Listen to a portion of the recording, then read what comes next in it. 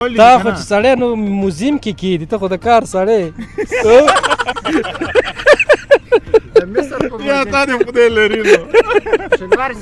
گلداریم گلستان را چی کنیم گلداریم گلستان را چی کنیم خدا را داریم دیگران را چی کنیم معنی پوه شولې وای ګل لرم په ګلستان څوک و چې خدای لرم په نورو څوک ته څنګه یې زه ولا خیم څوم سیم کې زه هغه کې ما کچې سیم کې ما دا اول سیم ته لا نیم اول کار مې شروع کړی مې ښه څو نمره یې زه اته درسم اتر درسم څو کسانو کې په شپېتو نفرو کې او بیا خو تکړه دی ماشاءالله دا څه خوري زه کباب سره ډوډۍ هم خورم سوپ هم خورم بس زه نور شی نه خورم چیپس هم خورم او کوم ځای دې لیدلی دی کابل مې هم لیدلی درې نور مې هم لیدلی جلال آباد مې هم لیدلی ده او تلاشي چوک ته هم تللی یم تلاشي چوک ته کله تللی ابول کار تللی یم دا څه هلته موږ واده و اتې موږ تللي یو سامان هم اخیسته ښه او انۍ مې هم را سره وه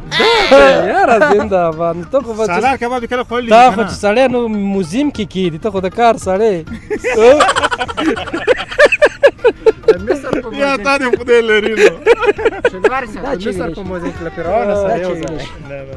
ښه نور څه وکړو نه دې سره خبرې کوو دا خو ډېر جالب کس موږ ته په لاس راغی. نور ها ګډاګه مار تیورې سالار کباب دې کله خوړلی دي سالار کباب برابر خورئ که د کباب خوښي ښه د سالار کباب په اړه به زه دا ووایم چې بس مخلي صاحب یې په موږ وخوري ډېر ښه خوند به وکړي کله خوړلی نه دی نه دا څه شنواز صاحب دا د سالار کباب خوړلی دي ما ډېر زیات بیخي خوندور ذایقه دار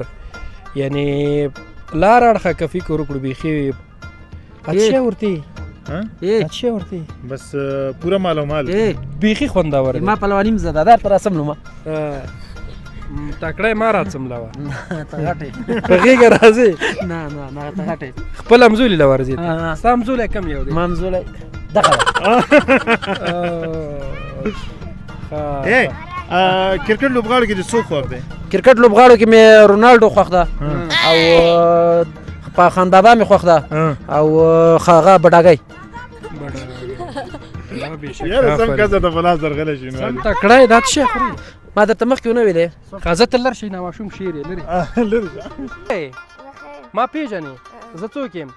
تا یوټیوب کې چې دې سره د ویډیوګانې ډکې دې سره او دا خو به دا د لیدلې نه دا مې نه